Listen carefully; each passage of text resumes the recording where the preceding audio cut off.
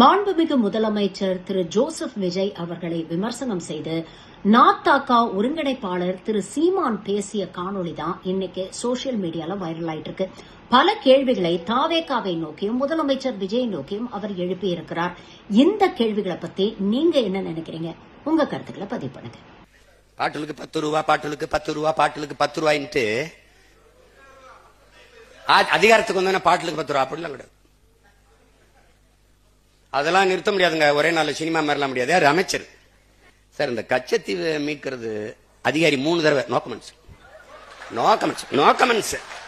அமைச்சர். அது இப்ப நம்ம பேச தேவையில்லை. No comments. ஏண்டா நோ கமெண்ட்ஸ் சொல்றதுக்காடா இவ்வளவு பேர் கிளம்பி வந்தீங்க? வந்த உடனே முதல் கையெழுத்து 200 அலகு மின்சாரம் இலவசம்.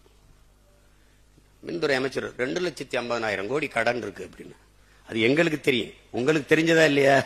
தெரியாம தான் போட்டிட்டீங்களா? தெரிஞ்சு போட்டிடும் போது 200 யூனிட் 200 அலகு மின்சாரம் இலவசமா தரேன்னு என்ன இதுக்கு சொன்னீங்க? இதுக்கு அத்தனை கோடி பிரச்சனை இருக்கும்போது எடுத்தவன முதல் கையெழுத்து 200 யூனிட் மின்சாரம் இலவசம். டேய் மின்சாரத்துக்கு கொடுறா, அப்புறம் இலவசமா கொடுக்கறதா இல்லையான்னு யோசிப்போ. கொடுமடா டேய். பொலிட்டிக்கல் டிசாஸ்டர் நடந்துருச்சு. அரசியல் பேரிடர்.